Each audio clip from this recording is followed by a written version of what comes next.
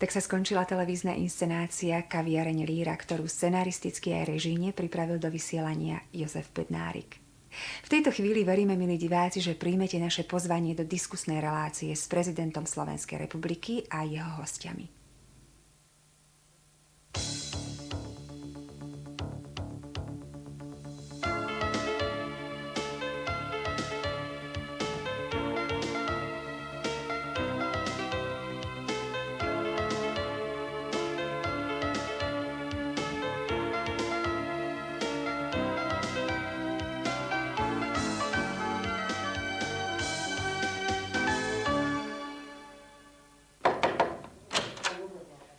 Príjemný dobrý večer, vážení televízni diváci. Opäť sa po mesiaci stretávame pri pravidelnej diskusnej relácii s prezidentom Slovenskej republiky pánom Michalom Kováčom a jeho dnešnými hostiami, ktorými sú redaktorka slovenskej redakcie rozhlasovej stanici BBC pani Zuzana Martináková a publicista Ján File. Dobrý večer. Dobrý večer. Ak dovolíte, položil by som prvú otázku. Možno by som sa nemal priznávať, ale napriek tomu to urobím, že s neuveriteľným zadosťučinením som prijal vo štvrtok správu, že vy spoločne s pánom Gencom ste dostali spoločnú cenu Inštitútu pre štúdie Východ-Západ. Pán prezident, ako toto uznanie, ktoré je po dlhšom čase vlastne uznanie slovenskému politikovi, hodnotíte? Priznám sa, že aj mňa toto uznanie veľmi teší.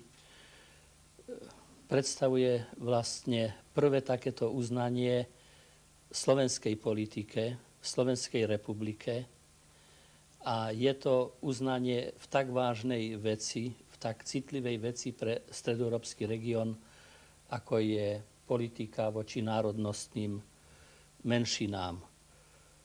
Som rád, že americká verejnosť postrehla v politike Slovenskej republiky, konkrétne aj v politike prezidenta, určité pozitívne prvky, ale myslím si, že nejde len ocenenie prezidenta Slovenskej republiky, ale ja v tom vidím aj ocenenie ďalších politických subjektov na slovenskej politickej scéne, ktoré spolu so mnou usilovali už dávnejšie o nadviazanie vecného dialogu s predstaviteľmi maďarskej menšiny o tejto problematike. Domnievam sa, že to môže byť aj povzbudivý signál pre ostatné krajiny v strednej a východnej Európe.